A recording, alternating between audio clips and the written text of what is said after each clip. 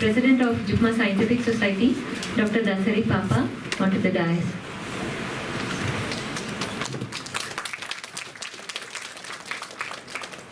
I invite Dr. Shrira to accompany our speaker today, Dr. Mani Menon, to the dais. I invite the Vice President of JIPMER Alumni Association, Dr. Subhashini, to give a bouquet to our speaker, Dr. Mani Menon. I request our President of JIPMER Scientific Society, Dr. Dasari Papa, to conduct the proceedings of the session. Good afternoon, Vanakkam, Namaskaram, Namaste, and I welcome you all for this JIPMER Alumni Oration, a special feature of JIPMER Scientific Society. First of all, I give a hearty welcome to all the my teachers who are here, Professor Asha ma'am and Dr. Smile sir and Srinivasan sir, and also the eldest member of JIPMER Alumni Association, Dr. Nallam sir, and all the other practitioners of JIPMER alumni. Some of them, they are so senior to me that I may not be knowing them so well, but I welcome you all for this oration. And I also welcome our beloved director, Professor Rakesh Agarwal sir, and our dean and esteemed faculty members, students, residents for this oration. Today among us we have a very esteemed, well-known person, Dr.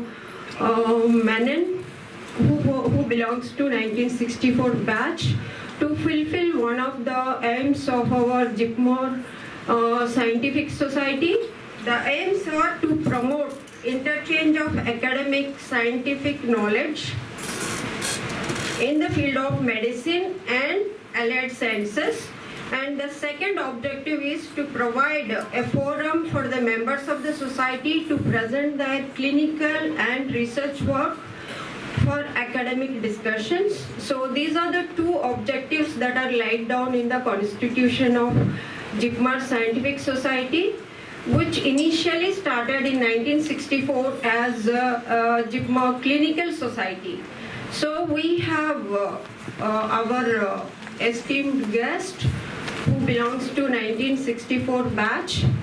On behalf of the Alumni Association, JIPMER Scientific Society, Director, Dean, Academics, Dean Research, and the whole JIPMER family, we welcome you, sir. You will be introduced by your batchmate, Director Professor Srinivasan, Professor of Pediatrics. I hope you will enjoy your stay here and cherish your memories. Thank you. Good afternoon, all of you. It's really indeed a great pleasure to introduce my close friend, a great surgeon, internationally renowned surgeon, as well as a good human being and a very trustworthy friend. And he is Dr. Mani Menon, who has graduated.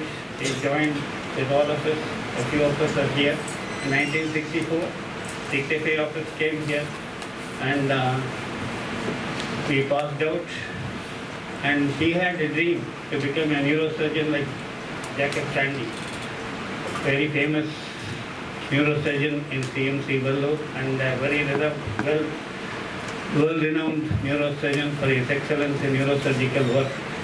And he was a pioneer along with B. Ramamurthy to mark the map of neurosurgery in India. So naturally he had a vision to become neurosurgeon, but subsequently his mindset had changed and he has become interested in neurosurgery. And he was working with Dr. Satya Prakash, and he used to tell me, Satya Prakash has innovative ideas and he is not the usual type of surgeon. Remember you have told me, and he liked this way of approach because everything, he had a new approach to surgical care. So that was one of the important things he wanted to do, something different from others.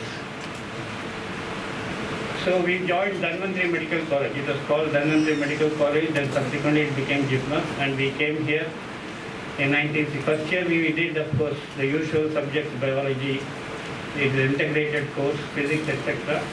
But then we came here for the second year.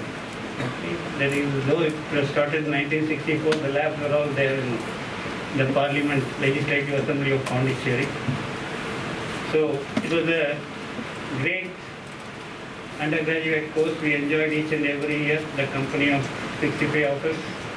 And of course, as was fashionable those days, immediately after MBBS and internship, he went to Sri Lanka and wrote the Punji. And many of the students, they migrated either to England or to USA, leaving some opportunities for mediocre people like me to occupy academic positions. Of course, once he has gone to States, there was no turning back. Nobody could stop him from cherishing and realizing his dream. I'll tell, he initially went to Johns Hopkins and was trained by Patrick Walsh. He has told me about, because Patrick Walsh was very innovative in surgery and ambiguous genitalia, type 2 health problem he was doing, and he liked this work and he was his mentor. Then subsequently he went to Washington University and did pioneering work in minimally invasive surgery. And his motive was less trauma, less blood loss, and minimal stay in the hospital. At 35 years, he became a founding chairman of the Urological and Transplantation Surgery at University of Massachusetts. And I had gone there once. I had a trip to USA as Indo-US vaccine project along with Johns Hopkins, Dr. Mutham Santosham. And that time I had gone to Boston and I saw him conducting selection of residents. And the whole, some 8 of them were individually giving marks, and he made me sit along with him when he was conducting the interview. And he also proudly showed the Golden Stethoscope Award, one of the first Indians to get it. I don't know whether subsequently anybody has got, any Indian has got the Golden Stethoscope Award. And of course, in 2000 years, he was given an opportunity to take a lot of dollars to India by Vattikuti Foundation. One Andhra, Raju, his name is Raju, and he came with the idea of helping JIPMER with a massive amount of money, and then met the then director. But of course, there was a condition stipulated that the money should go for some patient care, long-term patient care. But of course, the director could come out with a patient care oriented project. Instead of, he was asking to be given to some medical education, and he was disappointed and he had a lot of broken hearts. He was very upset at that time that he had come to JIPMER to give the money, but they were not ready to accept it. And finally, of course, he had donated it to some other institution where it has been taken up, and those people have been immensely benefited. And he was the pioneer of robotic techniques and greatly acclaimed for his success and recognition, this thing for the same work, and all of you know about it. And I'll just briefly mention that he has got Golden Stethoscope Award, Hugh Hampton Young Awards by the University of American Urological Association, Peace Medal of the American University of Genitourinary Surgeons, and B.C. Roy Award by the President of India, and Society of Scholars of Johns Hopkins University, and honorary membership of European Urology Association. So what is important is, there are so many more. I have just mentioned only a few of them.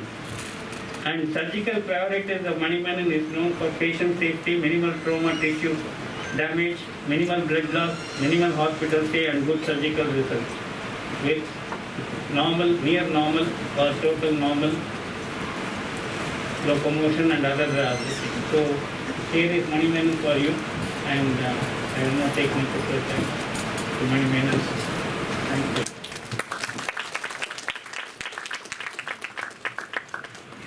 The President of JIPMER Scientific Society will now give the oration medal to the speaker.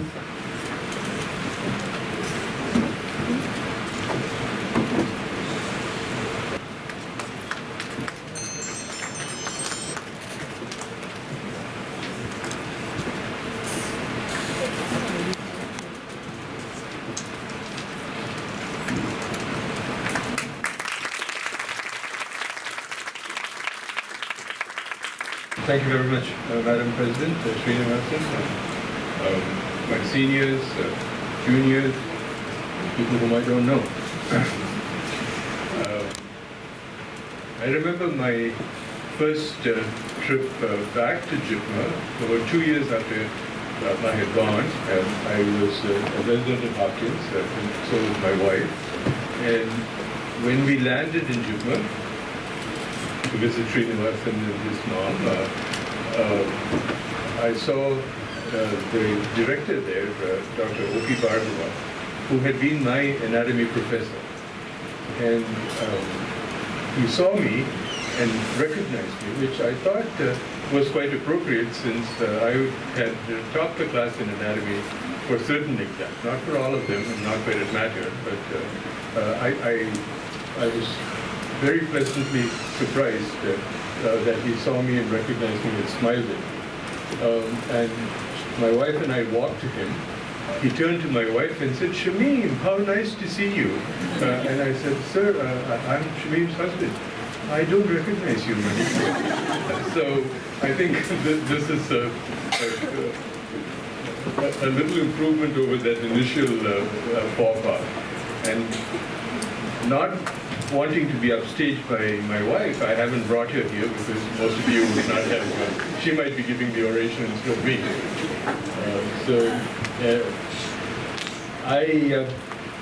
I thought I would title this to Dream the Impossible Dream. And I don't know whether any one of you remembers the words of the old musical, The Man of La Mancha.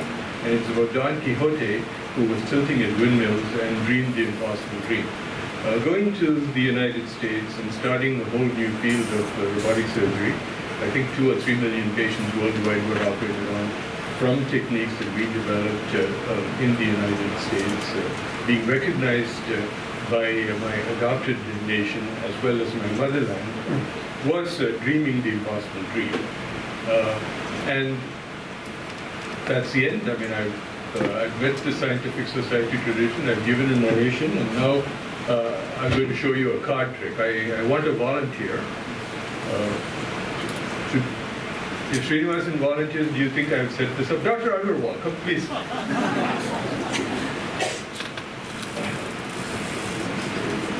So this card trick has 2 components.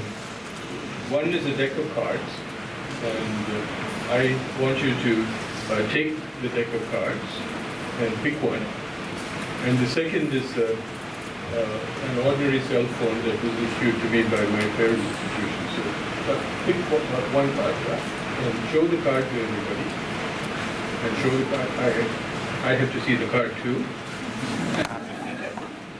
Yes, obviously. So can you see the card? What card is it? It's what? Okay, so now this is an ordinary cell phone. And on this is an app called Rising Card. And here is a deck of cards. And Dr. Agarwal, will you take this deck and shake it? Just shake it. Shake it. What card is there? The 5 of clubs, the same card that he picked. Right? Now, you didn't let me have the card. I don't have the card. So, congratulations.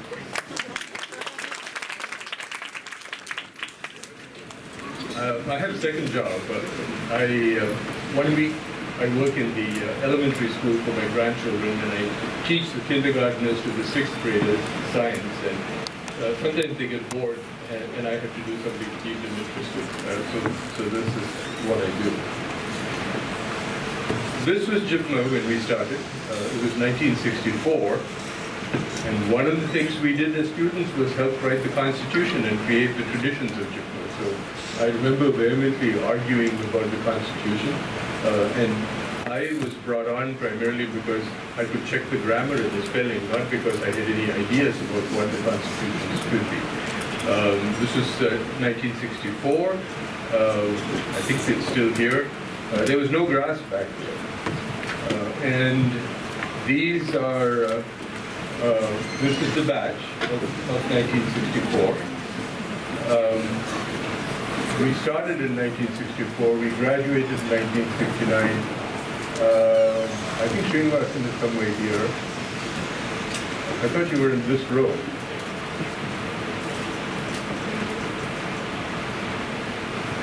Well, this row? Yeah, well, I can't, it's a little blurred, but Naga is here.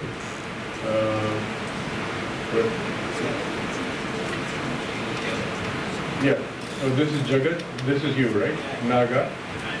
Yeah, and this. Mahalingam is here, where it really is blurred. So, where are you, Mahalingam? Oh, here. Yeah, there you are. And I am there somewhere.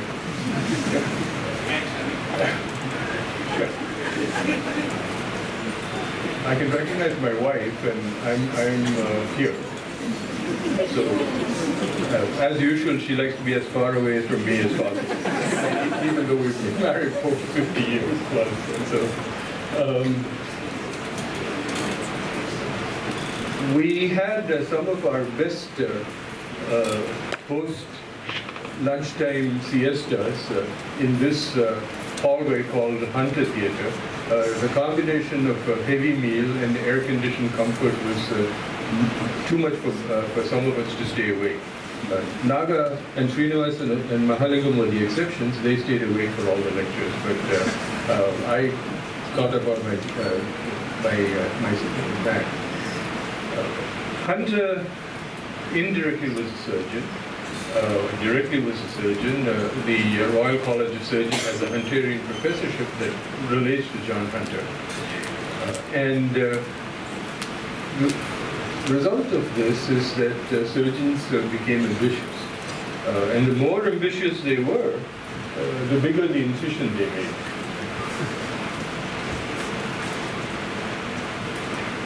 And this was great, this gave you great exposure, but it also was difficult healing.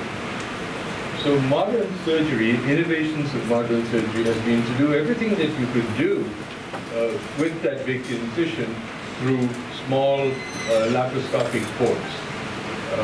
Indeed, the newest version of the surgical robot allows you to do this with a single incision. And the tool that made all of this possible, the tool that allowed me to dream the impossible dream, was a robot that you have. This was the robot that I tried helping JIPMER get in 2013, made by a company called the Intuitive Surgical, and it's called the Da Vinci robot. As you can see in this article in Scientific American, robotic surgery was developed to operate on the heart. They ended up with me developing a tool that operates on the prostate gland and kidney, and this was the first robotics program in urology. It may have been the first robotics program that was functional in the world, in Detroit, Michigan, which is where Dr. Bhandari and I work now. The company was 2 weeks from going bankrupt when Dr. Bhandari and I started to do this, and now they are a Fortune 500 company with a market cap of $35 3,000 crores or something like that, or 3,500, maybe off by 1 zero when I do the calculation.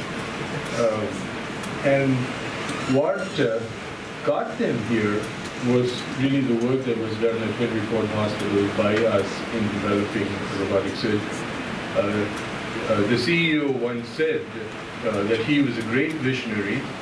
He shot at the heart and ended up at the prostate, which is not all that surprising, since the only heart-shaped organ in the body is the prostate. And you've seen this robot. This is the SI version of the robot, which I believe JIPMER has and uses extremely successfully.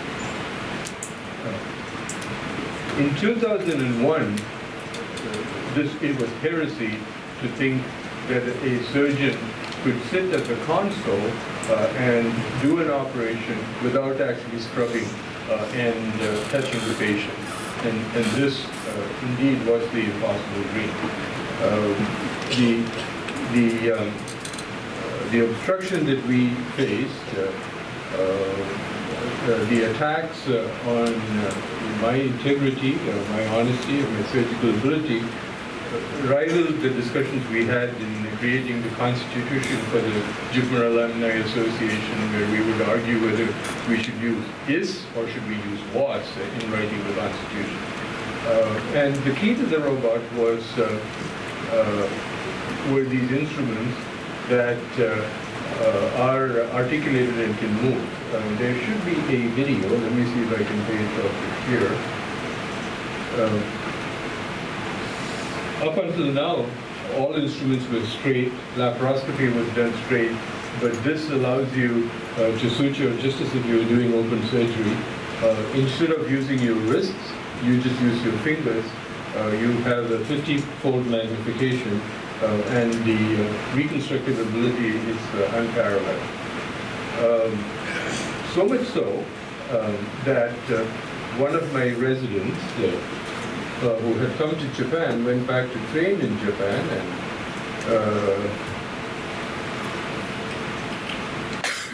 this video is not okay. And there you go. And then the Japanese government banned the robot, so he had nothing to do other than do origami with the robot. So here he is folding the paper. This is about 2 minutes to run. Is that okay, or should I skip it?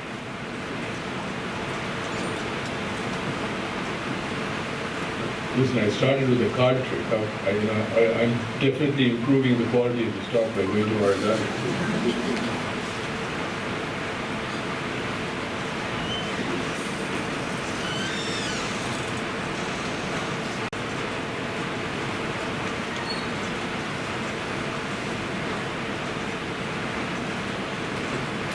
I don't know whether any of your children does origami or any of you do origami. This is a famous origami thing called a crane. And here's the crane that this resident has made.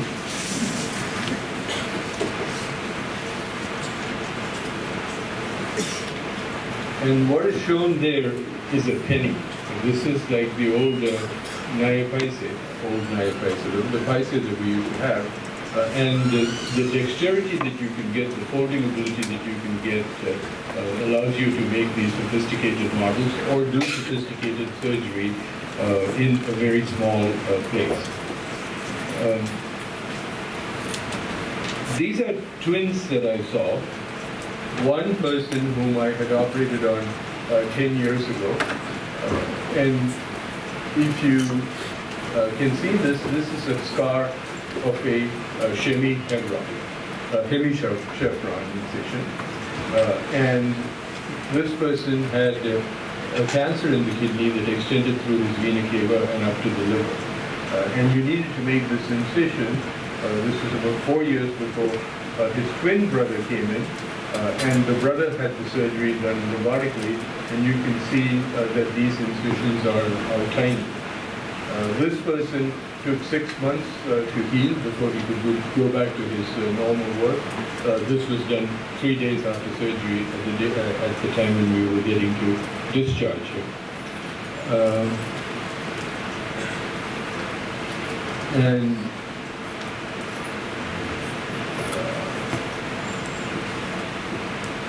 okay, I'm sorry, it takes a few seconds delay before the video shows up.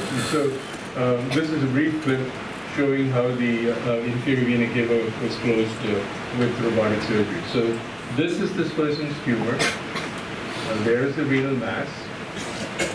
And there's the mass going up the inferior vena cava almost to the liver. There are the hepatic veins there. And the first thing we did is to mobilize the colon. And I might try to fast forward this. Here we are dissecting the vena cava.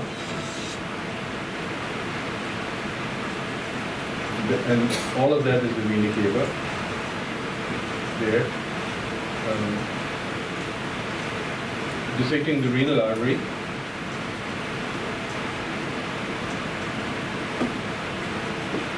Clamping the renal artery. And there's nothing new about this. Here, we're taking care of the thrombus around the vein.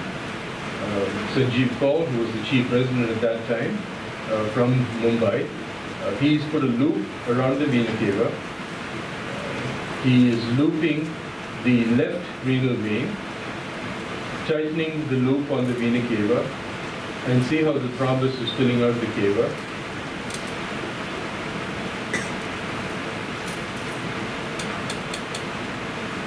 Opening up the cava, and there is the thrombus that is being extracted.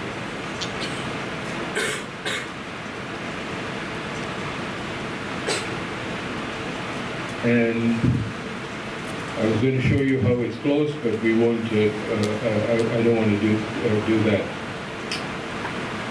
Another development that we had was doing kidney transplantations with the robot. And I can tell you how I came up to that, but I will.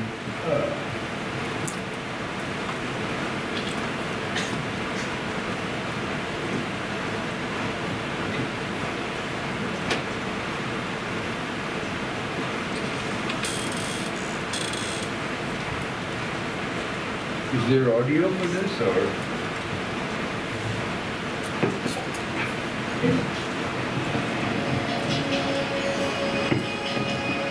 In this video, we describe our novel technique of robotic kidney transplantation with regional hypothermia.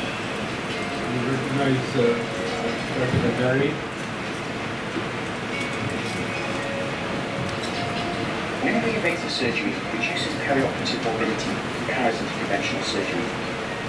Being fragile and immunocompromised, patients undergoing kidney transplantation are at a much greater risk for developing perioperative complications than an average patient.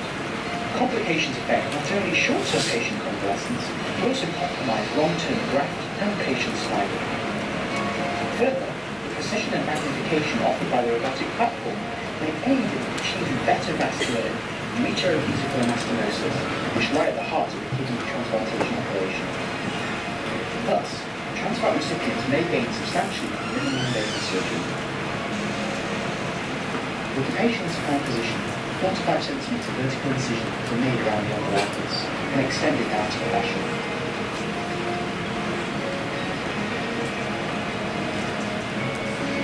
After the peritoneum is opened, the gel-point access port is placed between the.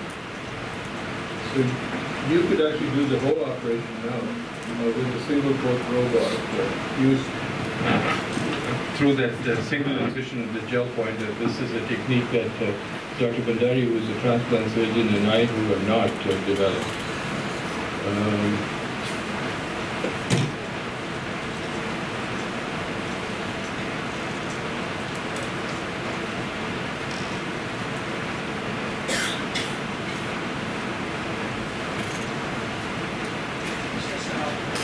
Introduced to the assistant floors just before the diffusion. This was done in each case as proof of principle that can be edited. temperatures of 18 to 20 degrees Celsius were consistently achieved. Here, we show temperature recordings from two reference cases. In case 1, 240 cc's of ice solution was introduced at the time of introduction of the activity, while in the second case, in addition to the 240 cc's of ice solution delivered initially, an additional 120 cc's was added after the completion of the reverse ice analysis. The vessels are uncovered. The gauge jacket is carefully cut away and cleaned. Gravity can be visually inspected with colour, turgid and non-table diuresis.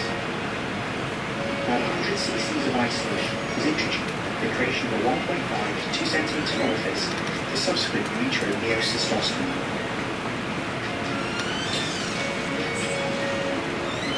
Dual hypothermia and the introduction of the Vattikuti.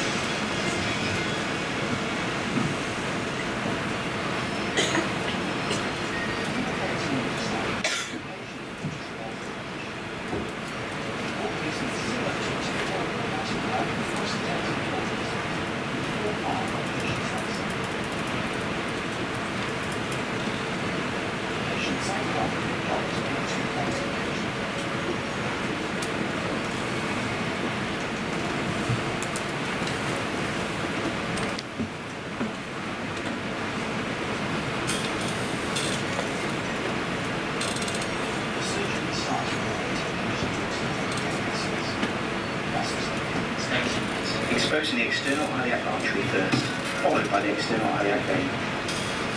Small branches and the lymphatics are controlled.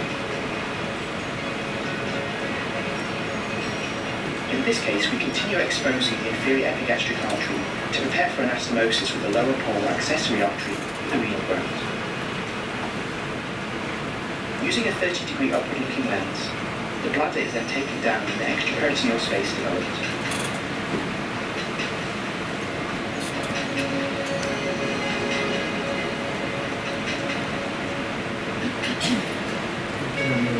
Stop here and go to the conclusion of my talk. As I said, there was a lot of hostility. This was disruptive technology, and essentially I was telling my colleagues that I admire you for your skills in doing open surgery, but here's a way in which this could possibly be done better. And that was not taken too well. To the point where Time magazine sent an investigative reporter to Detroit. At that time, Detroit has a reputation of being the poorest city in the United States, with 33% unemployment and 50% underemployment.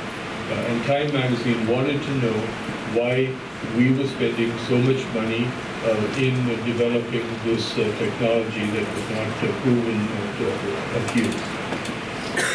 And David Fondrelli had written about 300 covers for Time magazine when he came. The only condition that he had for his visit is that he would spend a day in the OR with me. He spent a day in the OR and asked me whether I would sign an autograph for him. And I said, Mr. Fondrelli, I'm surprised because I have the latest cover of Time magazine and I would want you to sign an autograph for me. Anyway, David Fondrelli became a fan. He recognized the cost factor, which you recognize in JIPMER, and it's as much of a factor in the United States as anywhere else in the world.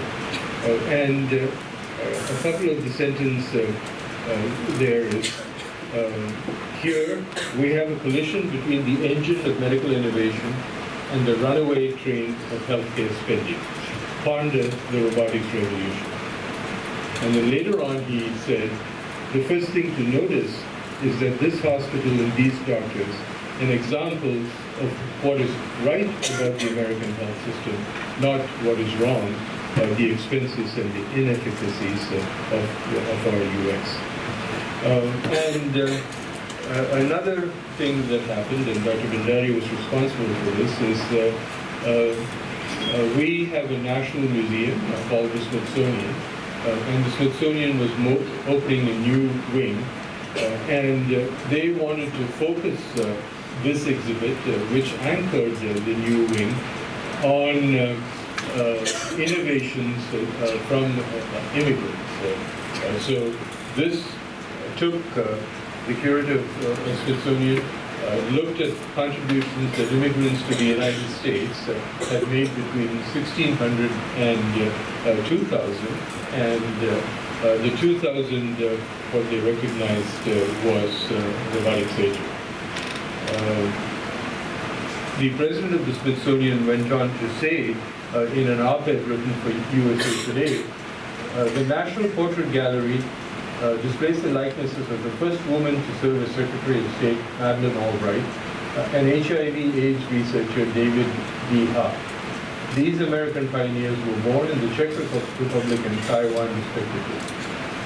The American History Museum is home to the lab coat of Indian-born surgeon Mani Menon, who helped pioneer modern robotic cancer surgery, and the mirror apparatus of a Polish-born physicist who was the first American to win the Nobel Prize and calculated the speed of light, which led to Einstein developing his relative theory of relativity. So this was an impressive recognition. Also featured there were Dr. Bandari. In the photograph before, you could see Dr. Bandari's passport. His contributions to U.S. society, he's been recognized by the United States as an eminent person. And Raj and Padma Vattikuti, the donors who funded the robot at a time when no one else had any faith in this. This is Raj and Padma Vattikuti. And I think I'm missing one slide. I think I'm doing it for another talk.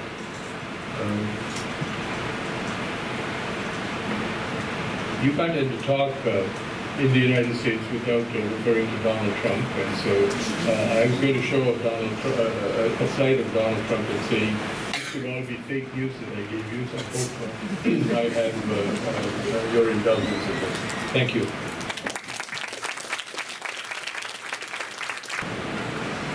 Thank you, sir. I request our director to please come on the dais and give a memento to Mani Menon, sir.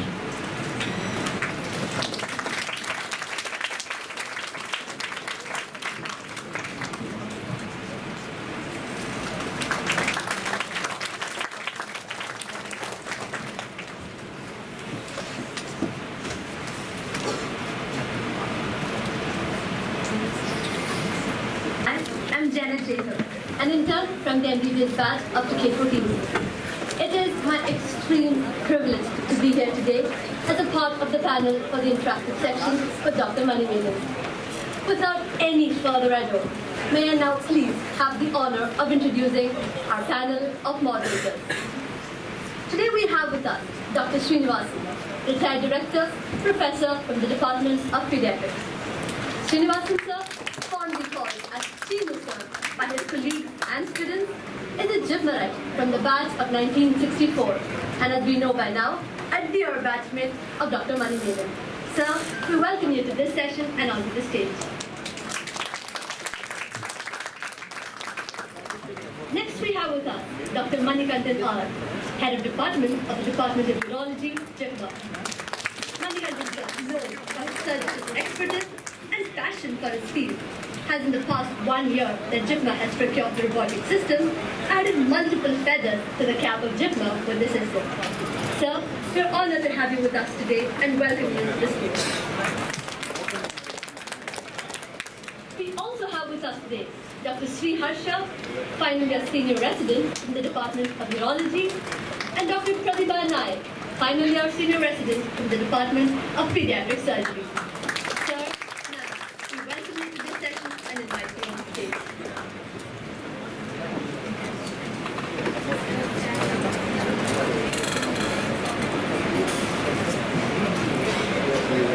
And last but not the least, on behalf of all the star-struck undergraduate students who have recently come to know that the father of robotic surgery was once one among them. We have our delightful Ms. Janapriya from the batch up to K16. And with that, we have the whole panel on board. Let's now invite Dr. Mani Menon, a legendary JIPMERite, an exemplary surgeon, and the father of robotic surgery.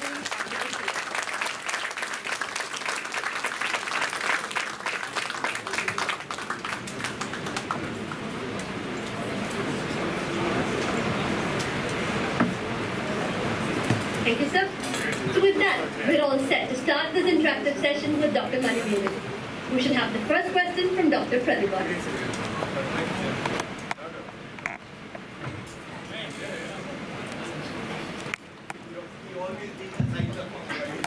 Please, sir. We welcome Dr. Nada onto the stage.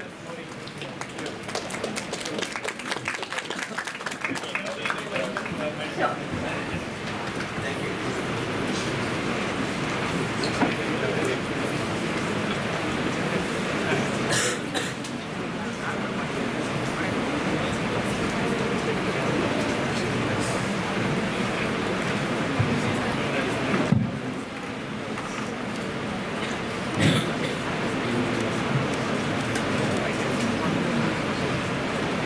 Good evening, sir. My first question is, thank you. So you were born in Kerala. What made you choose JIPMER?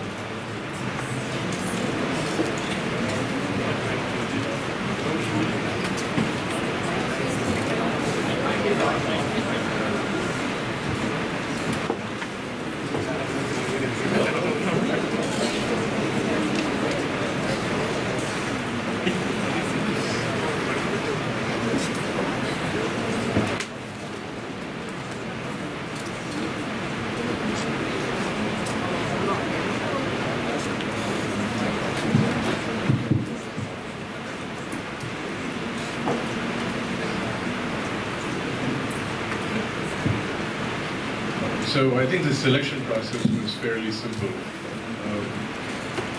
You could apply for professional school, which is engineering or medicine, based on your pre-university marks. And then, depending on the marks, you got called for interviews. JIPMER was a new school. It was not even JIPMER, it was the Military Medical College. And so they had a rolling admissions process. And my PUC scores were pretty good. They weren't the best, but they were pretty close to the best. And when we came, we went for the interview, and the principal said, okay, you need to pay 252 rupees, and you are in. So my mother, 250 rupees, that was the admission fee. So I paid. At that time, the Kerala admission was not yet announced. But by the time the Kerala admission came, I was willing to part with my mother's father and 200. So that's why I came. In my batch, 26 people are from Kerala. So that is another reason. Okay, so naturally it is after 65, 26 are from.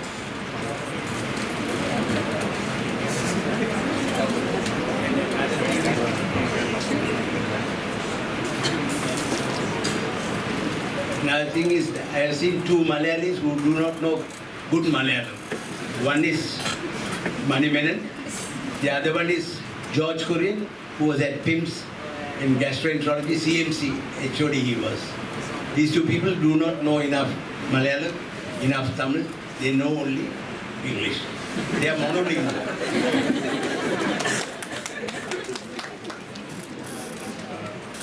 I may not know Malayalam. I think I do because I studied in Malayalam medium. But a Tamilian Sri Lankan guy doesn't know the difference between good Malayalam and bad Malayalam. But I can tell you that his wife taught me pure Tamil.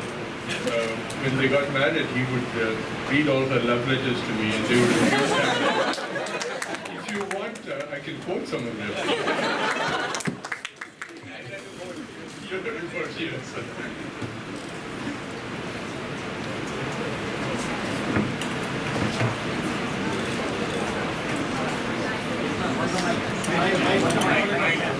I can repeat the question. How was my life at JIPMER as an undergraduate? Just as fun as your life is now, I would imagine.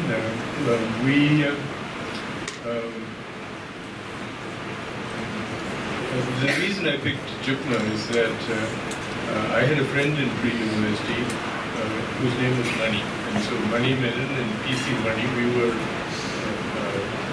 always in the same group. And Mani's brother was a JIPMER student. And he had come to Thrissur in Kerala where I was. And he said, you really should come to JIPMER. And I said, why should I come to JIPMER? I really wanted to stay in Thrissur and go to engineering school with all my friends. And he said, well, you know, there, it's by the sea. It's the French capital, and it's just like Paris. And there's a new medical school, and the girls are French, and they're all blonde and blue-eyed. Just the most beautiful people you can see. Because all of this was appealing in no particular order, but at that point, I was 15, and I'd never spoken to a girl in my life, other than my sister. So this seemed appealing to come here. Notice that nowhere in there was any mention of a medical education. All the other things were what was appealing. And Ramcha was this very good-looking guy who was center forward of the hockey team. They went on to win the Chadha Memorial. Very well spoken. And of course I made the connection that if I came to JIPMER, I would also become very well-to-do and handsome and successful and a good athlete, none of which happened. Ramcha had no girlfriend, but he got a girlfriend. All our help.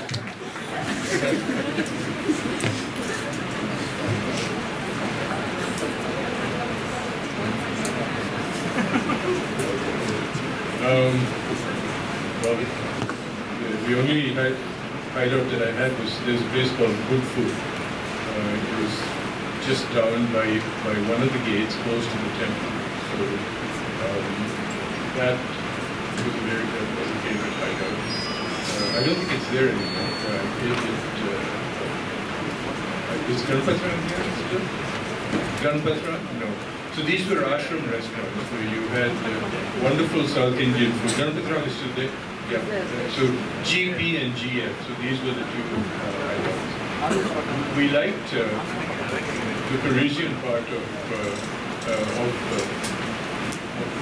Pondicherry, and I liked the beach, and I also liked the little Vinayagar temple that is in the corner.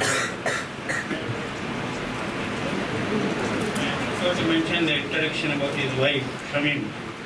So actually there was an idea for these two people to go where cancer hospital is there, maternity, they used to be found, and our principal, Dr. DJ Reddy, found these people hanging around there, and he called his parents and her parents and informed. That is what he used to do. Because he wanted to inform them.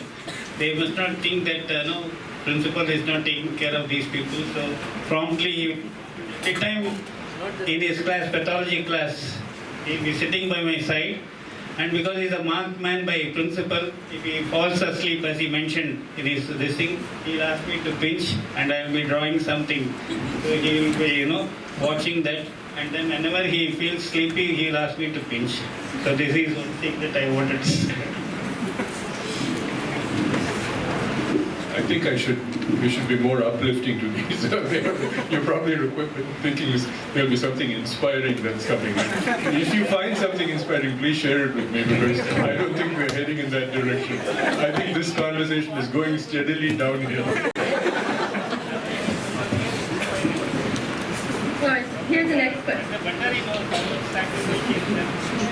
So how does it feel to come back to JIPMER after all these years? What do you think is different in this place since the time you left years back? JIPMER has matured. There were no trees back then, and no grass, and no buildings. It was, and it's. I can't recognize it at all. I mean, I would get lost if I went on campus. But somehow I'd like to think that what I remember about JIPMER is what is represented by Smiles and Dr. Kandari and Naga and Srinivasan, just the close-knit community we were. 75 students was not a lot for a batch, and we knew everybody by name. We knew their foibles, their eccentricities. Not only our batch, but 2 or 3 or 4 years ahead of us, and 2 or 3 or 4 years behind us. And that was a special charm that the place had, and I would bet you that's still there. Do you feel that way? Yes. Yes. Yeah. How about you, Paul?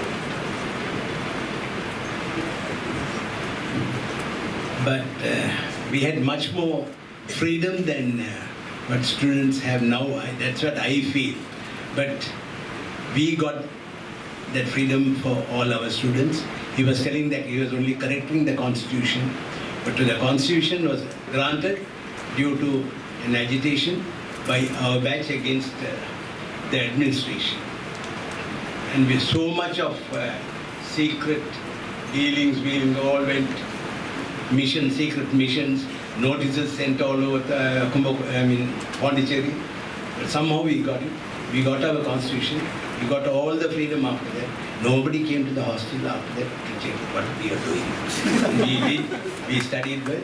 We got through. And all of us, all the people who studied in JIPMER are shining all over the world. Thank you, Sir, for the work you all did there.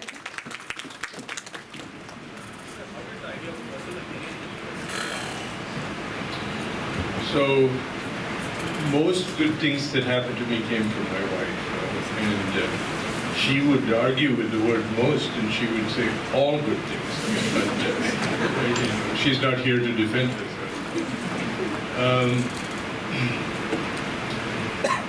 I had no intention of leaving the United States. I felt that people who were leaving for the United States, I felt that people who left India and took a career elsewhere were failures. They did it because they couldn't make it in India. But I wanted to become a neurosurgeon.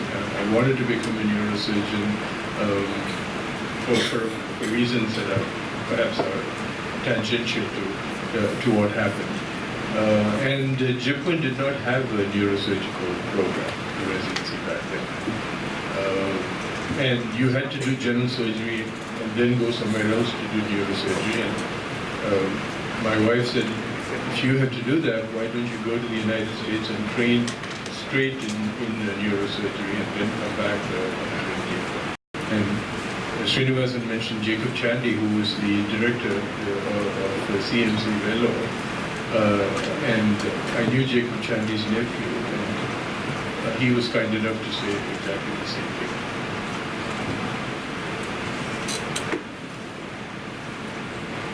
Even here I have to intervene.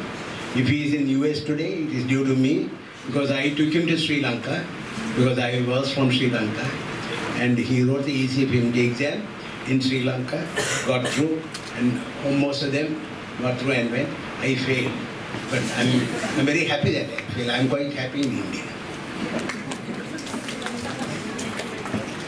Well, so most of the things that I did, I listened to my wife. The rest I listened to Dr. Nagarajan. Yes. Even today he taught me how to WhatsApp. 1 tick means something is sent, 2 ticks means it's been delivered. And 2 blue ticks, he has read it.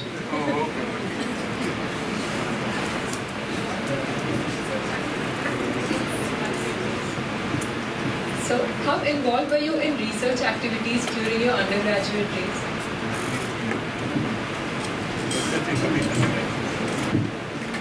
I think I researched my fiance pretty well, but that's about it.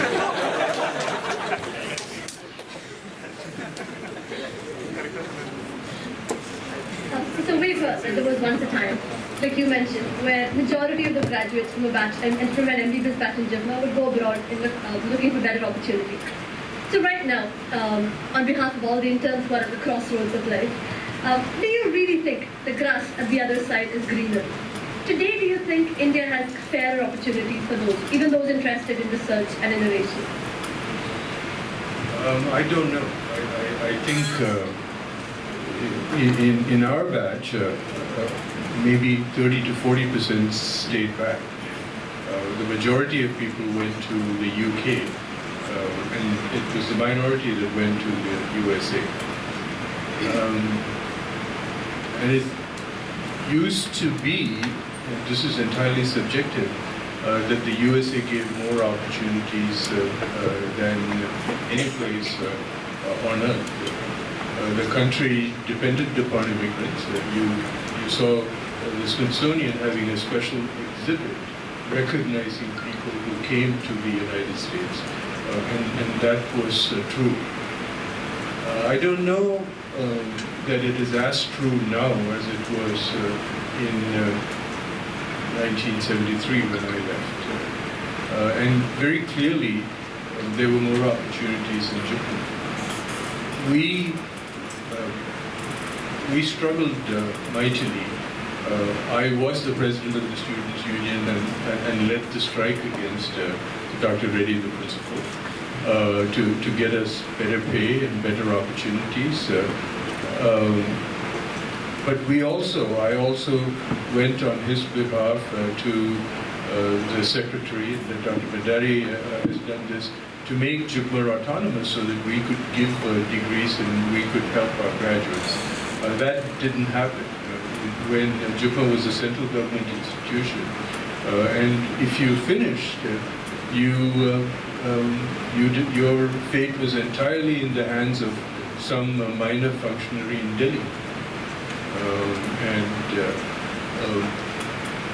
When I went to the United States, I was miserable. I didn't have Naga to cry on the shoulders, so that there was there. I did have my wife, so I guess it's true that he really was the driving force behind it. And I wanted to come back, and I wrote to Dr. Satya Prakash, who was the chairman of surgery, and Dr. Satya Prakash said very kindly, if you come back, I'll take you, but I don't know how you will progress. So I'm glad to know that you have more opportunities here. I mean, this is a large country, and it's great that you have the opportunities that we did not have.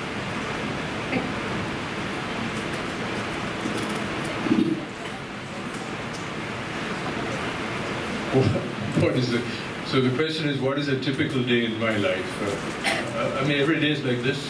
You sit down and have an interactive session with 200 people who are a lot smarter than you ever were. So my life falls into fairly neat compartments. 2 weeks a month I operate.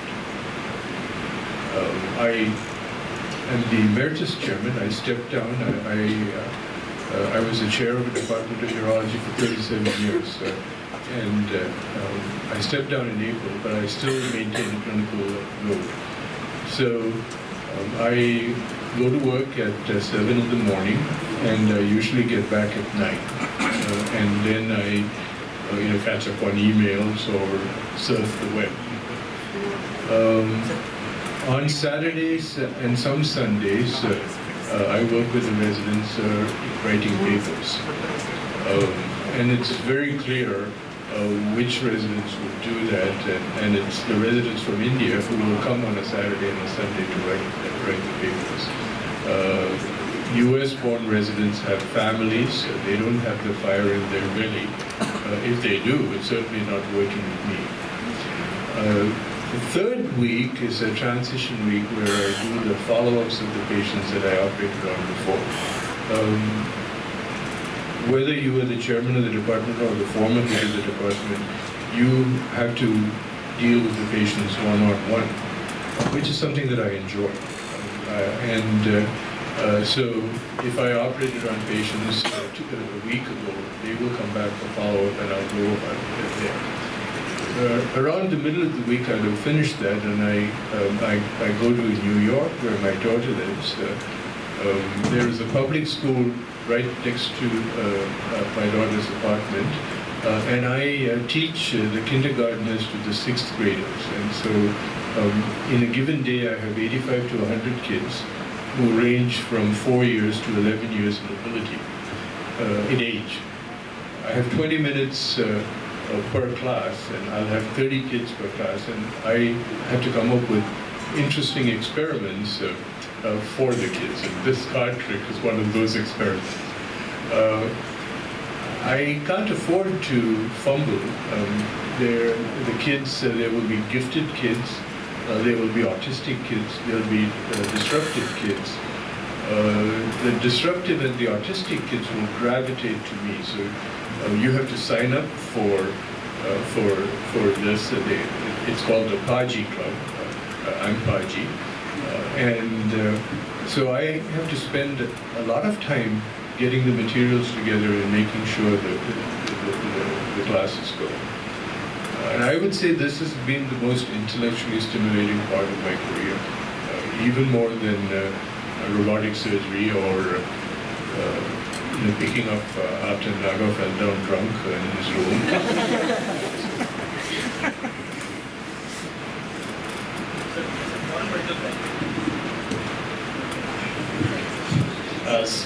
Sir, as a foreign medical graduate, how did you stabilize yourself as a surgical resident in your initial days in the US? So 1973 in the US, Indians were not considered as highly as they are now. We have second generation Indians who are absolutely brilliant. The Nobel Prize in Economics was won by an Indian from Bengal.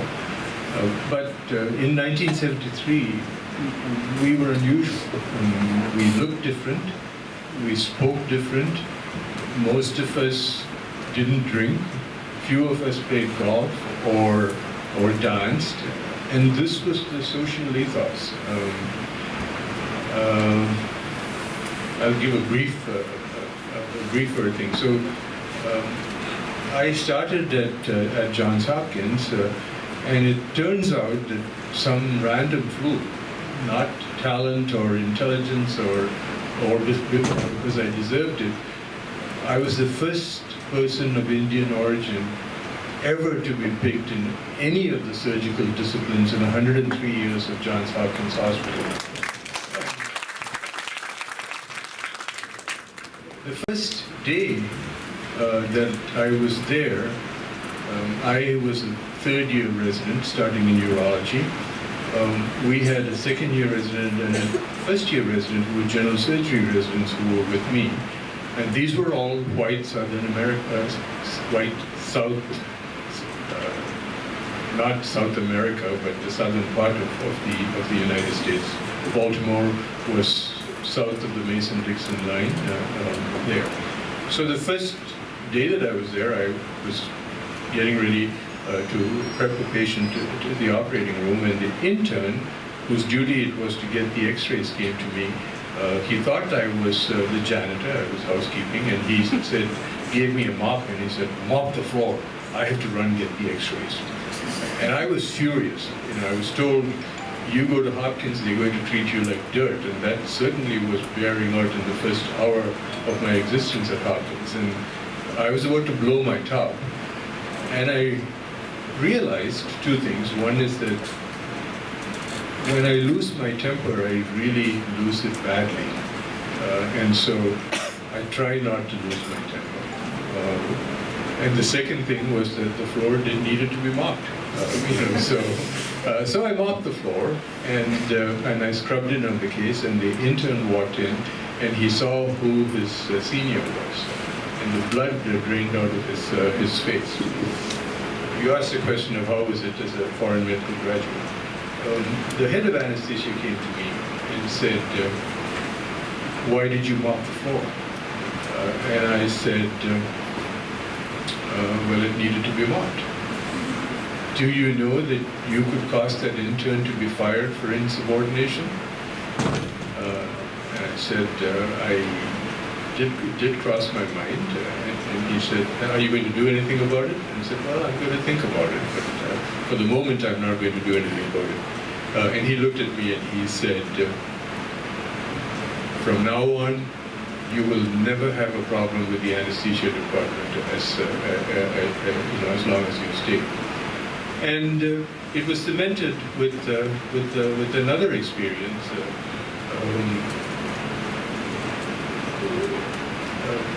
Patricia Santosham was a student behind me, and she was a star at JIPMER. She won the intermedical competition, set a record for the high jump, 4 foot 3 inches, but it was a record. A very outgoing woman who was also took part in all the functions and was a star. She would take part in all the dramas, and I would be the director and I would help her with this. So we got to be good friends, even though she was not my year. I moved to Baltimore primarily because she was there with her husband Madhuram Santosham, who's come here and been the valedictory speaker. So we went there. And when I was there, they had called a code blue. And code blue is when somebody is stopped breathing. They had no oxygen, no central oxygen back in 1973. And Patsy was running to the code blue carrying 2 canisters of oxygen. I happened to be in between cases, so I said, Patsy, let me take one of those canisters and help you, or take both of them. And I did that. And I ran into the same head of anesthesia. And he said, why are you doing this? And I said, well, Patsy is my friend, and I just want to help her. And so, being a foreign medical graduate and not being a carbon copy of everyone who was there, carbon in one sense, but not being a copy, it helped me. And the feeling that they had is that, we don't take foreigners, and if this guy got in, he must be exceptional. And so the pendulum just swung the other way. I could do very little wrong during my residency there.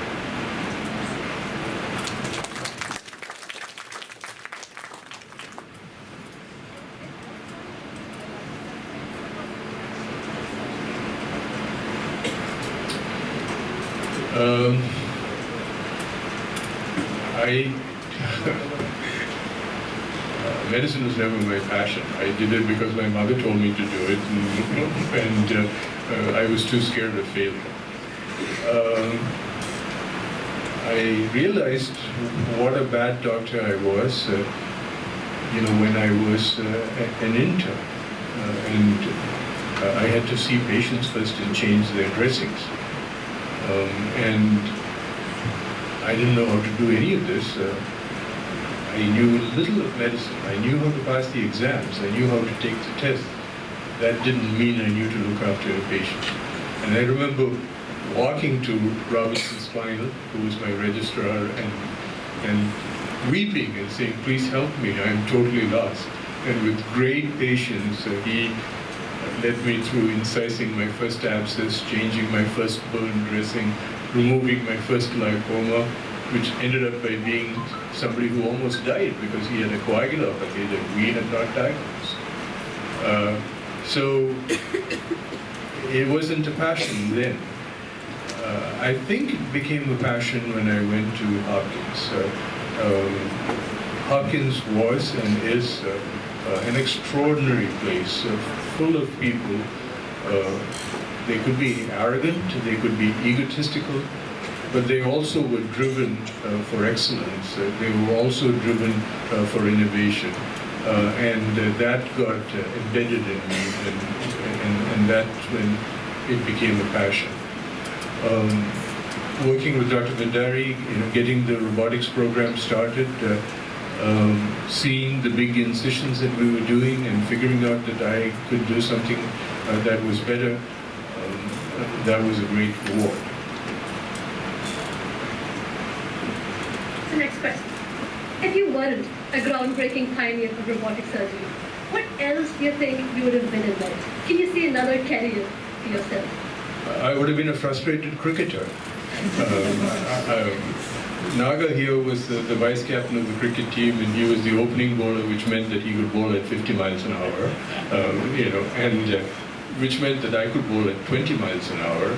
I barely made the cricket team, and my biggest accomplishment was scoring the winning boundary in the Pondicherry State Championship against Rodeo Mills, I think. Yeah, Rodeo Mills. And but I really stunk at cricket, and so I would have been a frustrated cricketer. But I captained the JIPMER cricket team in 1977 for your information. I still have the blazer also.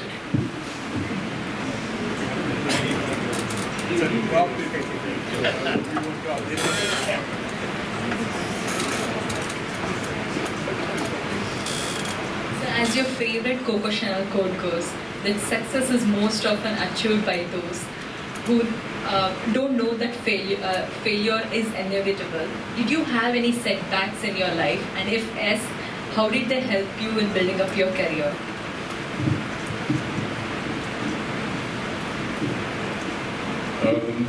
I can't begin to tell you the setbacks that I've had. I've had many setbacks. It seems like I've accomplished a lot, but for everything that I've accomplished, there are about 4 or 5 things that I have not accomplished. And I'm frustrated by that.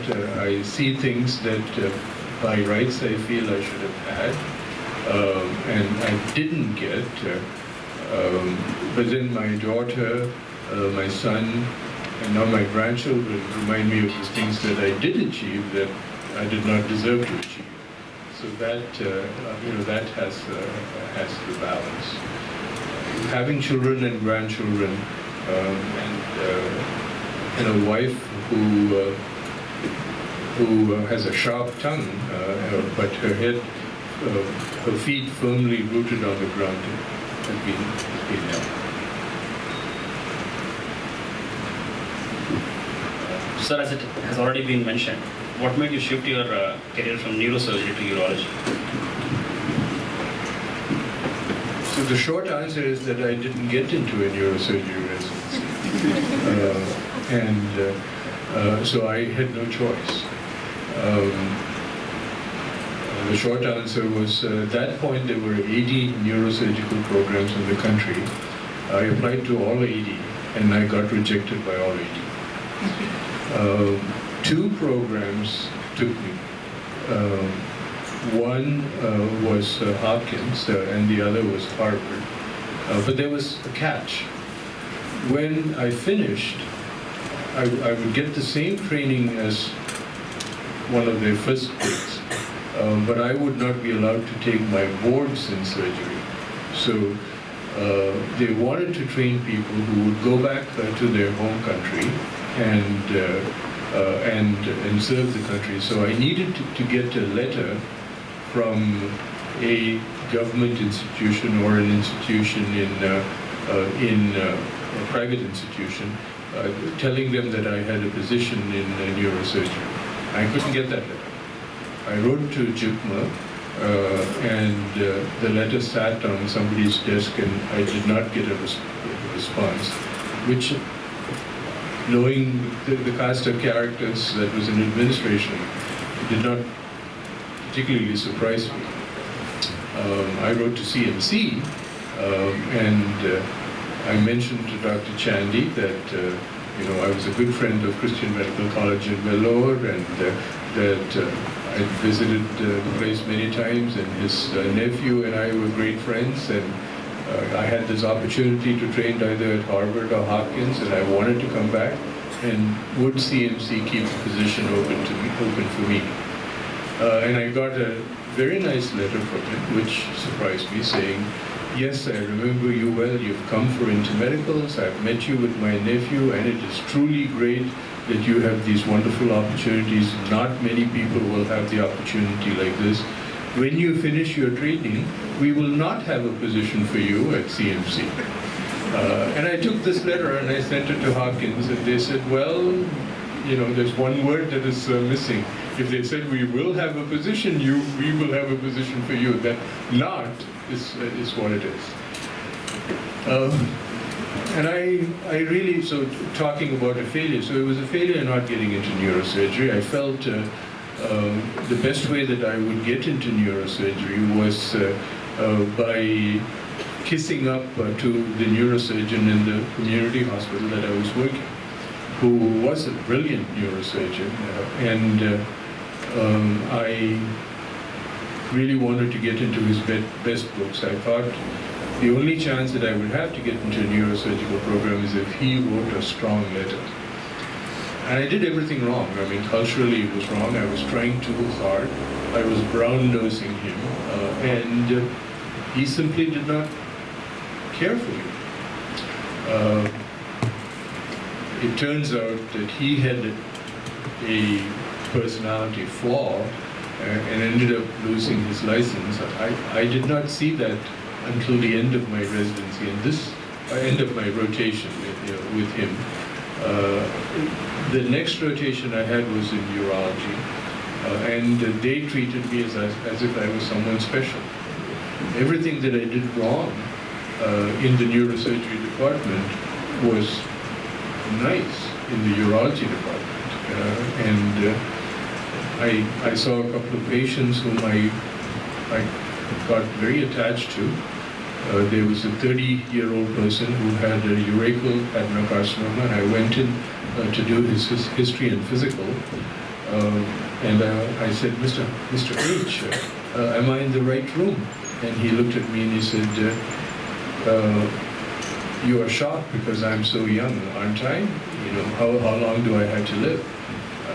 And the prognosis for an advanced urachal carcinoma was not that great, and I told him, well, you know, we can't predict on an individual patient, but you're young and you've got a young family, you've got 3 kids and a wife who loves you, so let's hope for the best. And he would come back for one operation after another in the year that I was an intern, and he would ask for me. And I didn't have to look after him because I could say, you're not on my service, this is not my rotation, but this is what JIPMER told me. We worked as a team in JIPMER. If we had a sick patient, Naga, Srinivasan, Bala and I, we provided 24 coverage. There was no intensive care unit, and sick patients needed to be looked after. So that patient had an impact on my decision to go into urology.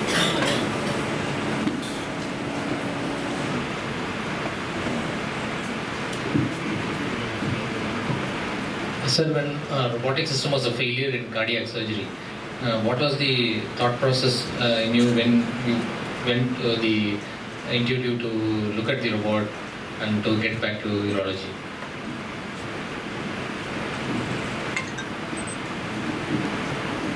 So, about a year before, 2 years before, we had applied to Mr. and Mrs. Vattikuti for a grant to get the rope, to develop minimally invasive surgery for prostate cancer. At that time, there was no robot, and minimally invasive surgery was laparoscopic surgery. There was one publication that came out at the time that I was looking at minimally invasive surgery, and laparoscopic prostatectomy took about 10 hours to do and had a 90% complication rate. This was written by names that you are very familiar with, Luke Amusi and Peter Shulam and Ralph Clayman. And they said there is no role for laparoscopy in the treatment of prostate cancer. But I had applied for a grant to develop a technique for doing minimally invasive surgery for prostate cancer. At that time, it was laparoscopy. So I called one of the Hopkins residents, the person who was now the chairman of the department, and I said, what do you think about laparoscopy for prostate cancer? You know, Luke Amusi is in your department. And he said, it's terrible. This is the worst idea that you had. So then I called Luke Amusi and he said, Mani, this is terrible. You shouldn't do it. You'll be ruining your career. You know, I've tried doing it and it doesn't work. So I called Ralph Clayman, and Ralph Clayman said, you've lost it. I mean, you've always been a pretty bright guy, but there is no role for laparoscopy for the treatment of prostate cancer. But if I know you, you've probably called 2 other people, and they've told you that there is no role for it, and you've decided that you're going to do it anyway. So I want you to talk to Bertrand Guillaudon, who is in Paris, and see what he will do. So I went to Paris and I talked to him, and I saw them do laparoscopy, and I was impressed. And I came back and I tried working with the black box and putting in the suture. My wife was working in Massachusetts at that point. And she would spend 2 weeks with me and she'd start cooking. And an Indian dinner is hard to cook. And she'd finish cooking and I would be still trying to tie that same knot that I had tried at the beginning of that. And she looked at me and she said, you know, you'd better find something else to do, some other way to do this, because you will drive yourself crazy and you will drive everybody around yourself crazy. You are pathetic. So I decided I would just bypass this whole laparoscopic thing and go into robotics. So when I went to Intuitive to buy the robot, they were 2 weeks from closing down. They desperately needed someone to buy the robot. They didn't think I was that person. But the great thing is that nobody knew anything about robotics. So while I was ignorant, I was just as knowledgeable as everyone else in the entire universe.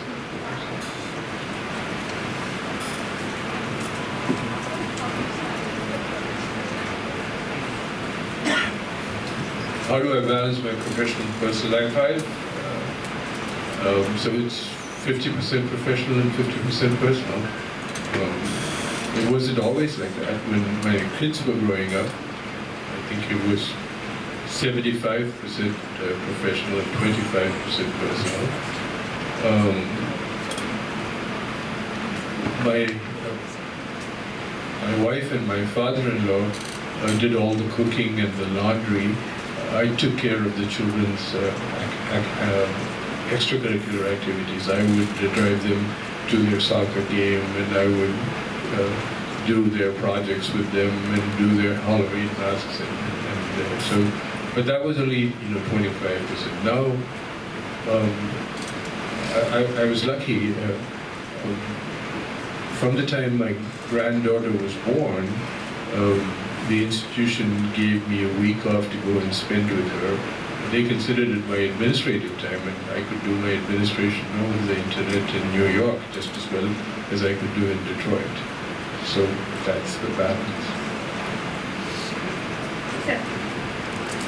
Actually, coming here, Dr. Bandari forced me to come here, is taking away from that balance, because I consider this, it's a wonderful pleasure to talk to you, and I hope you're enjoying it half as much as I am.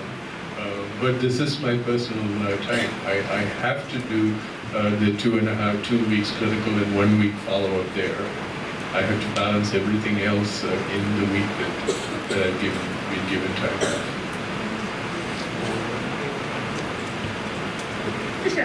As far as your journey is concerned, how important do you think it has been to meet the right people at the right time? Can you tell us some right people that you met? It all started with this person sitting next to me. Janet, you will hear a different version from him, but I want you to realize, look at us in the face, and who do you believe? You would believe me, wouldn't you? Yeah, I think so, yeah. I was given room 128 in Harvey House, and then I got moved up to room 220. So Naga, who joined a week later, did not have a room. He was about to share the room, and out of great generosity, I told him he could have my room. Now, I had no right to allot the room, but I wasn't thinking straight. So I gave him the room, and I went up to room 220, and I found that there was a broken down steel bed, whereas there was a cloth bed in room 128. So what would you think? I mean, you would go and think that this person who owed his room to you would gladly give up the cot that I could take up. That's not what happened. He refused to give up this, and we had a big fight. But we never fought after that, and it's 55 years, 1964 to 2019.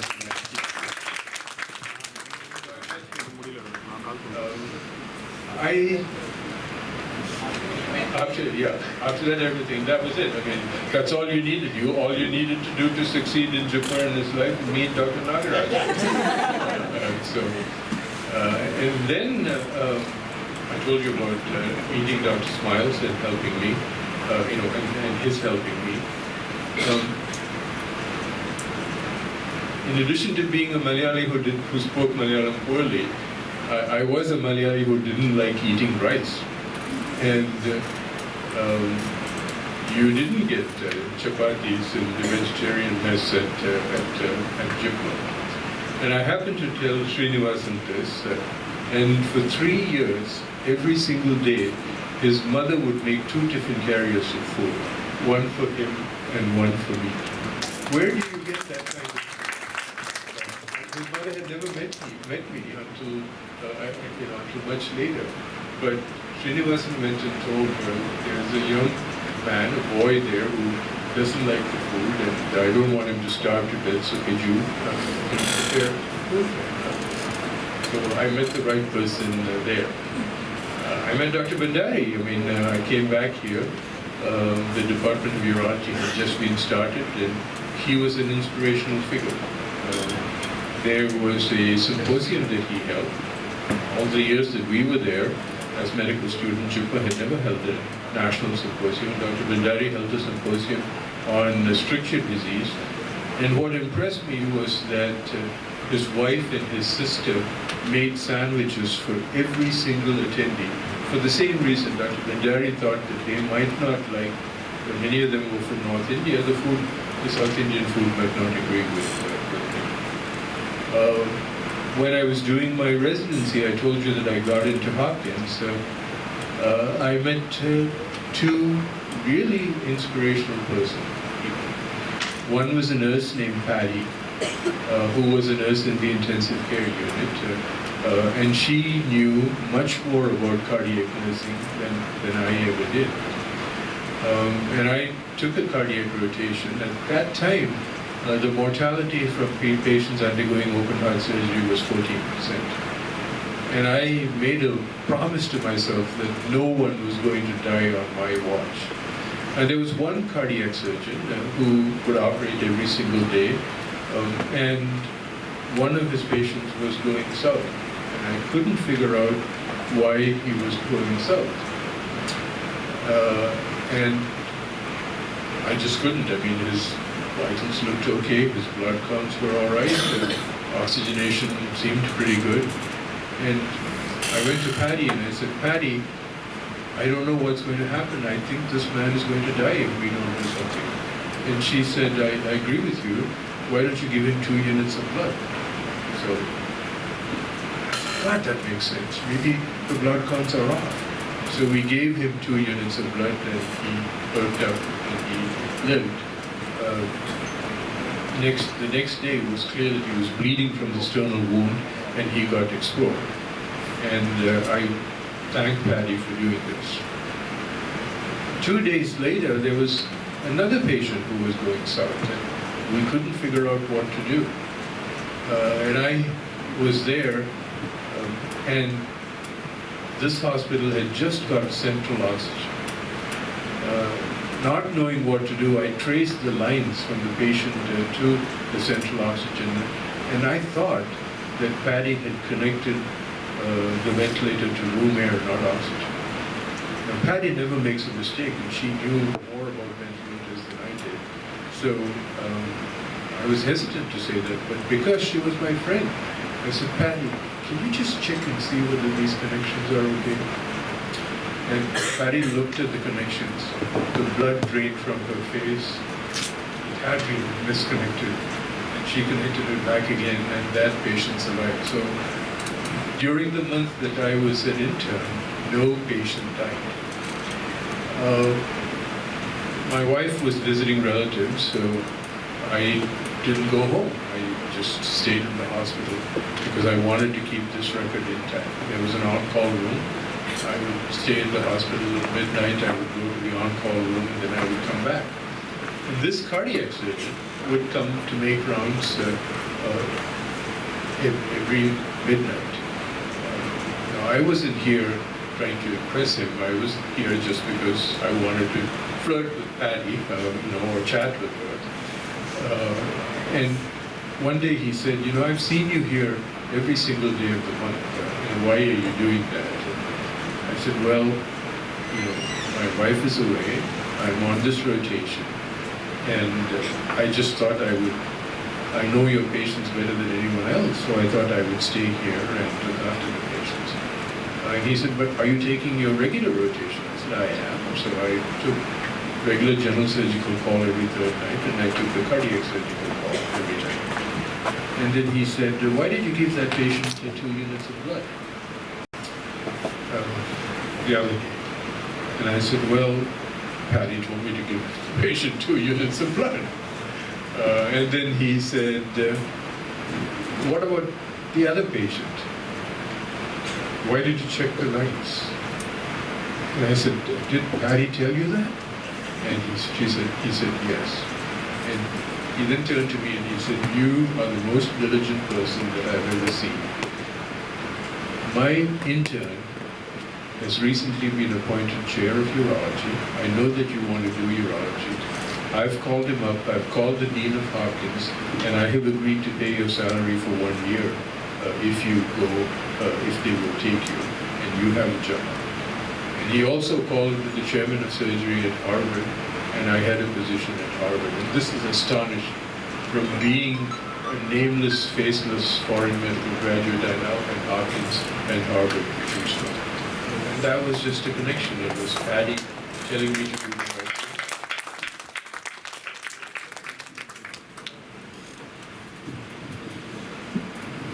At the pinnacle of your success, do you have anything left unchecked in your bucket list?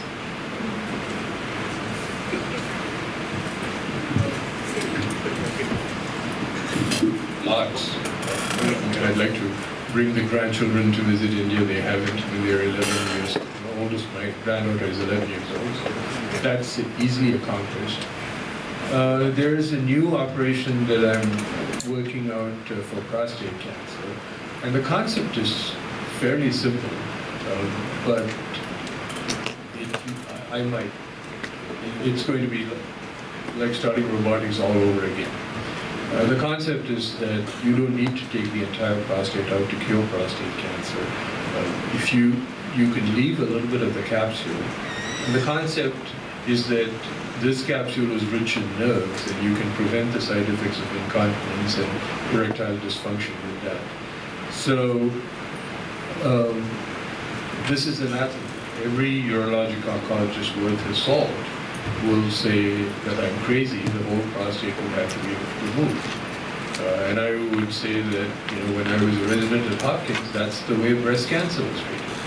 You remove the breast and the pectoralis major. That's what was done. And then Bernard Fisher came up with the concept of lumpectomy with radiation and chemo, and that's become the standard of care.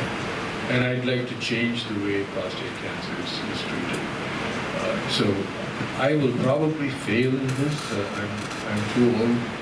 I don't have a 10-year career span to do that. But that is something that I'm passionate about.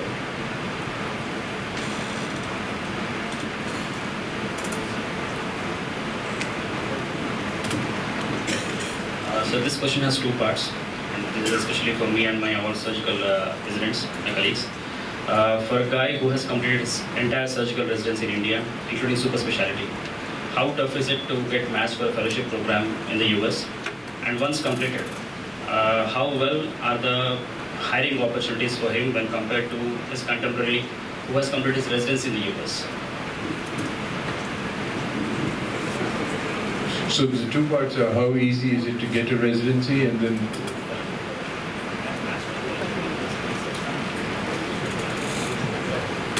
so unless you've passed all parts of the USMLE, the law doesn't allow you to touch a patient.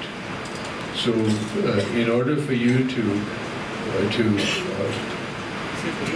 be clinically involved, you can do research fellowships and they will welcome you for that. But if you want to do clinical urology, you have to pass all three parts. Then you have to find somebody who's willing to take you. That actually might not be as difficult as getting your qualifications. So you will quite possibly get a fellowship, and you will quite possibly get it at a very, very good institution. You have a block in that getting a visa is difficult now. It used to be a lot easier. You could get a J1 visa, which was fairly easy. Hospitals would in the 70s, would get you the visa. Now there's a block. It was difficult for me to get a visa to come to India to give this talk. It took a month, and finally I had to have one of my residents call his uncle, who was a consul general, and all I got was a visa for one visit. It used to be 5 days, and you had a multiple entry visa for 10 years. And it's the same reciprocally. It would be difficult for you to get a visa. An institution would have to sponsor you, and then you have to get it. But the most difficult thing would be to stay on to practice once you finish your fellowship. If you don't do a residency in the United States, insurance companies will not reimburse you for expenses. So you'll have to find a place that is willing to forego all the charges, which they can't do. So I think it could happen, but you need a lot of luck. It will be easier to do, say, a pathology residency. It's still easy to do an anesthesiology residency.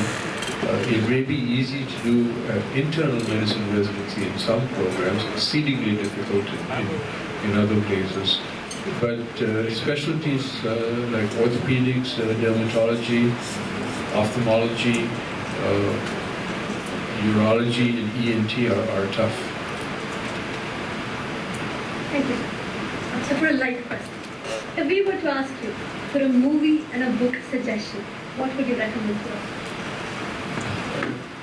The movie that I have to think about the book for a second. I never learned to read. Not only do I not speak Malayalam, I don't know read English either. So, but the movie would be To Kill a Mockingbird. I don't know whether you've seen that. I've read the book. You've read the book. I saw the movie. I read half the book. I didn't read the entire book. But that movie is fabulous.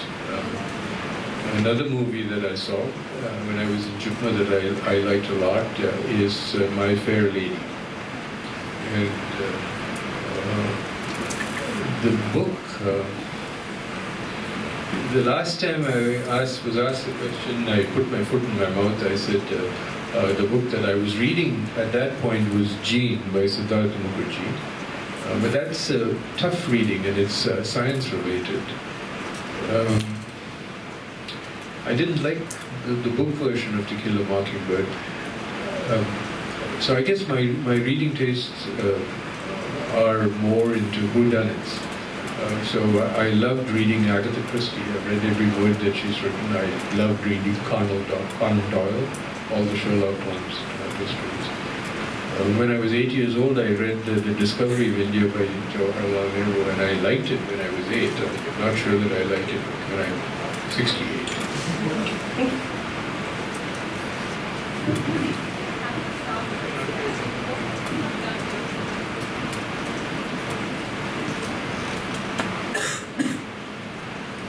Define scratch.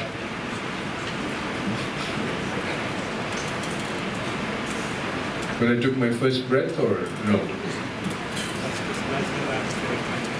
Beginning of medical career. So, as a first-year medical student or as an intern? I don't think I would have done much differently. I should have worked harder and been a better student. Instead of that, I took perverse pride in gaming the system. I mean, I did okay at JIPMER. There were 75 of us. Only 12 got through without failing because of the tyranny of going to Madras Medical College and taking our exams. Now, 3 of us are at this podium, so you're dealing with the elite people of the 1964 batch. But I had so much fun, and I made so many human contacts by not being a bookworm and a nerd that I don't think I would have changed it. I don't think it was fair for the patients to have me as an intern. I was dangerous. I was so ignorant I was dangerous. I tried to make up for it in Robinson Smile and Sushila Kurala, who passed away a few years ago. She, Raji Mara, they were just so patient. But I probably was a heavy burden for them to carry. So, if I had known where I was going to sit in 1964, I don't think I would have done anything differently. But then I didn't know that, and I had no reason to expect the enormous good fortune that I've had. I didn't deserve to be the first Indian to be a resident at Johns Hopkins. There were people who were a lot smarter and a lot harder working than I was. I did not deserve to be the youngest chairman of urology in the country, but I was. So I think it's, if I knew this is what was going to happen, I think I would do exactly the same thing. But if I was worried, like Dr. Harsha, what's going to happen to me if I have a fellowship, and would I get a position? All of the odds were against all of that. Then I think I would have been a miserable person. I was on a J1 visa. This required me to go to the immigration office in Baltimore to renew it every year. If you are the only person in the entire surgical program who has a visa requirement, they don't take kindly for you taking a day off to go. You'd go there and they'd say, well, you don't have your grandmother's ingrown toenail operation on documentation with you, so go back and get it and come. And my resident would say, you have to go back again? And I said, well, if I don't, I will be deported. And they'd roll their eyes. And so finally I decided that I would not go and I would be an illegal alien. And for 3 years I worked without a visa. I probably wouldn't do that now. But I got through with it. The person in the immigration office saw that I was a resident at Hopkins and saw the reasons that I hadn't come, and he said, okay, here's your immigration. So, I probably should not have done a minimally invasive surgery. I was a good open surgeon, and I should have just rested on my laurels. I really didn't need to do anything more. I could have just said, I'm a chairman. I'm 34 years old. I can be a chairman for 36 years and nobody's going to remove me. But that's not what I did. So I took chances. And it's great when you succeed. It's not so great if you've made stupid decisions and you failed.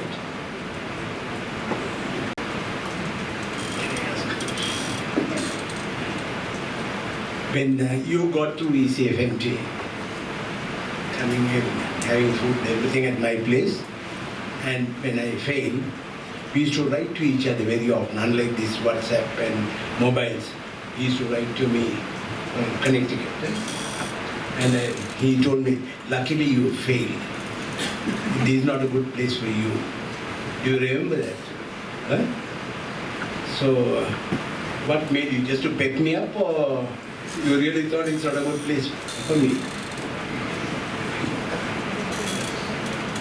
Well, I was in Baltimore and I was a surgical intern, and I saw how respected you were in your hometown, and I didn't think you would immediately get there. I thought there would be 4 or 5 or 10 years of where you would have to do very low-level jobs before you did that.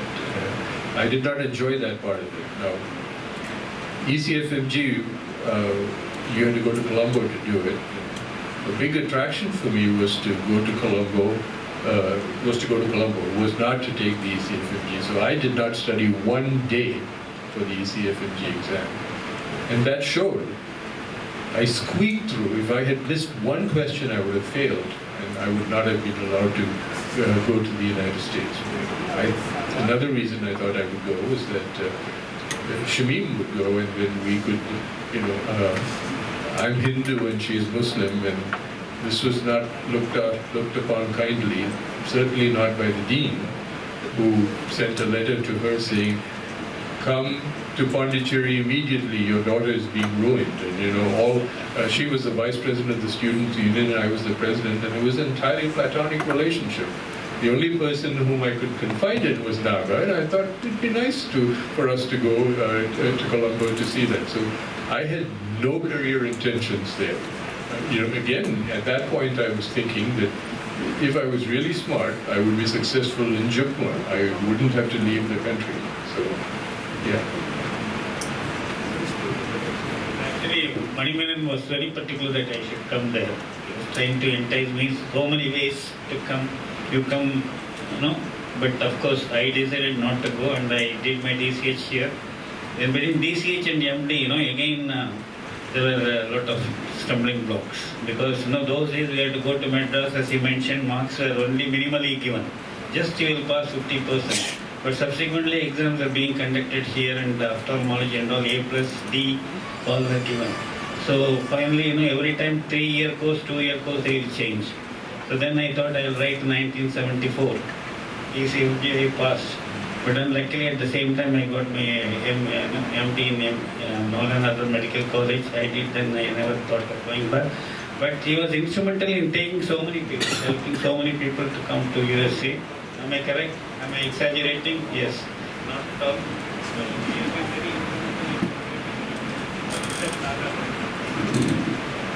So there's an interesting contrast. So I told Naga not to come, and I told Srinivasan to come. So I'd like to take a poll. Why would you have told Naga not to come and Srinivasan to come? You would be I think the reason was that there was too much alcohol. Alcohol was easily available in the US, and I was worried about my friend's health. So there's all goodness. Yeah. One person we can never forget in our JIPMER life is ubiquitous. Robinson Smiles. He's always there. And in recent times, Dr. Balachandran. Balachandran is everywhere. And he gave me a good job. Like that. Now I must go to the spa and he will spend for me. As I mentioned in the introduction, wonderful human being, you might have already seen. So he is down to earth. In spite of all success, he is having his feet rooted, and he has helped so many people. He is not telling that, and of course he has mentioned I have gone to States several times because my daughter is there. And he helped my son-in-law also to get citizenship. He gave the recommendation letter. So he helps these children. So he will say, you stay in my house, I will go and attend to the school, and then talk to the children, and then come. That time his wife will take me around, they are near the Manhattan, so we will be walking around the park.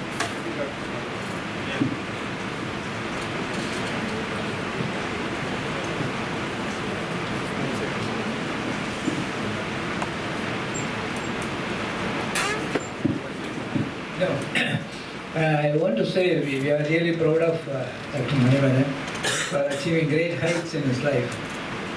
He was just 4 years junior to me. I don't remember whether I ranked you or not.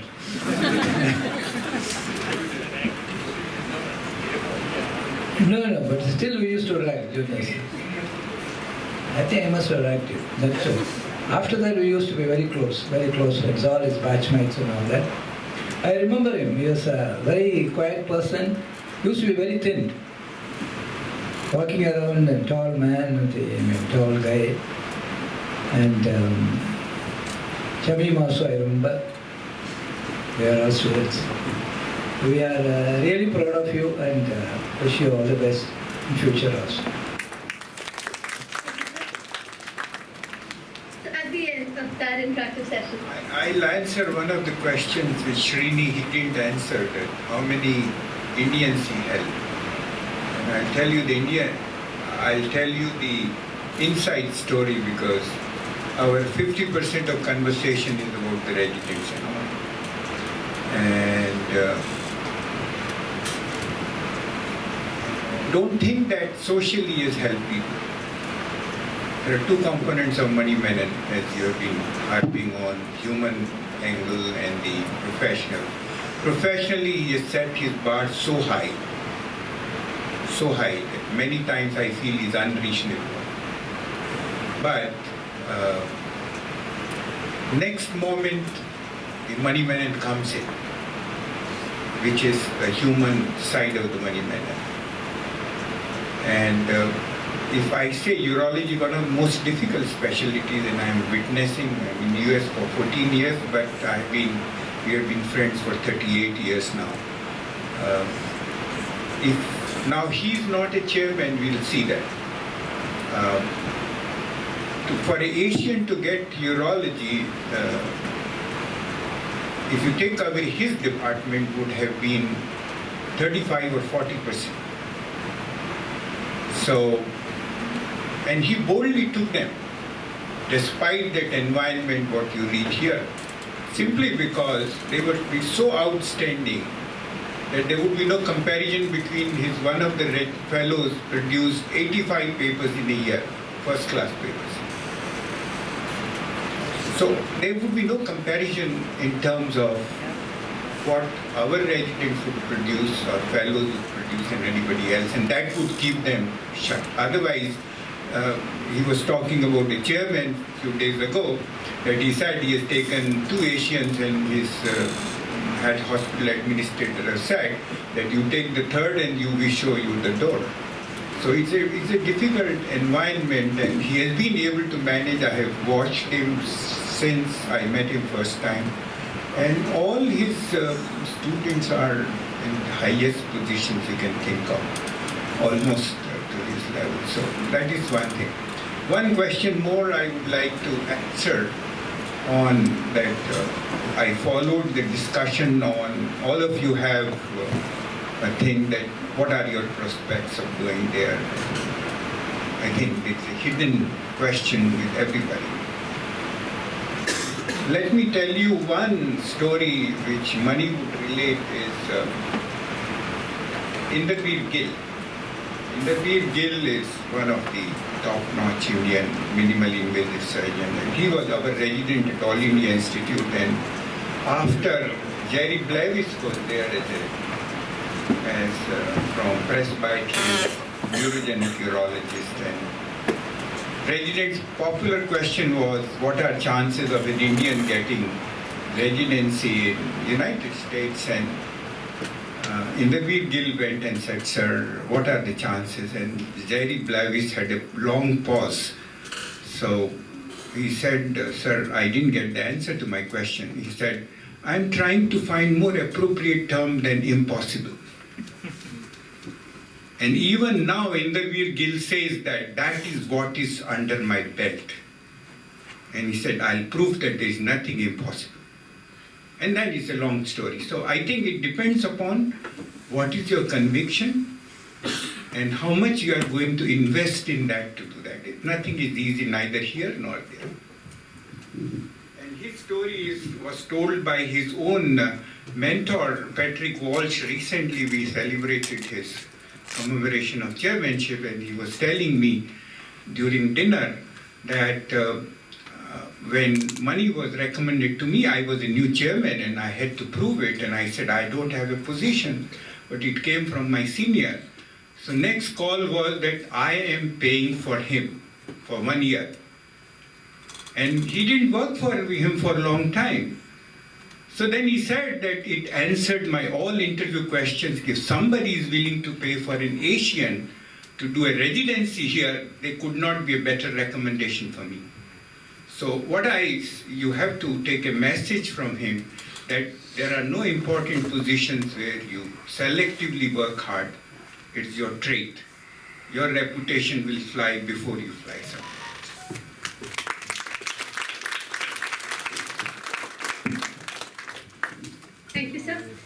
one last question. Sir, is there anything that you would like to tell the audience that we have not asked you yet?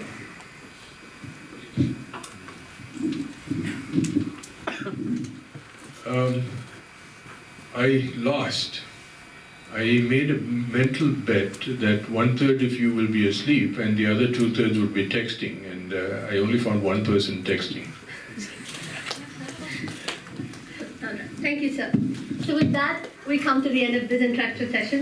We hope you had as much fun as we did in conducting this. Thank you so much, sir, for the time that you spent.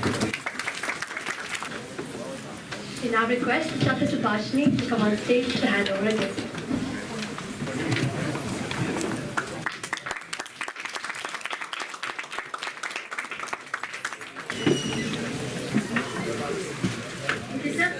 We have one more present for Mani Menon, sir, from the JIPMER Students Association.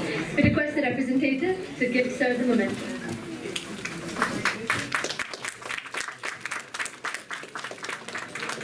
Thank you, sir.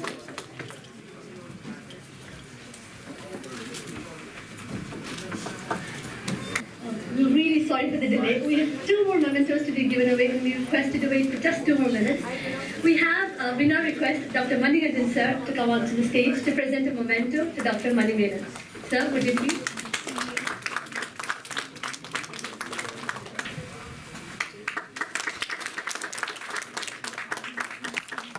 I request Dr. Mani Menon, sir, to hand over the memento to Dr. Bandari.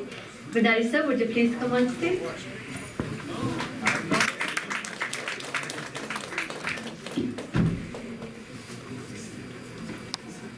Sriraj sir says this is for coordinating the entire program and making this happen.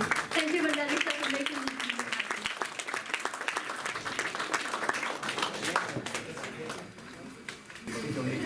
Thank you, everyone. So we hope you had a nice time. Thank you all.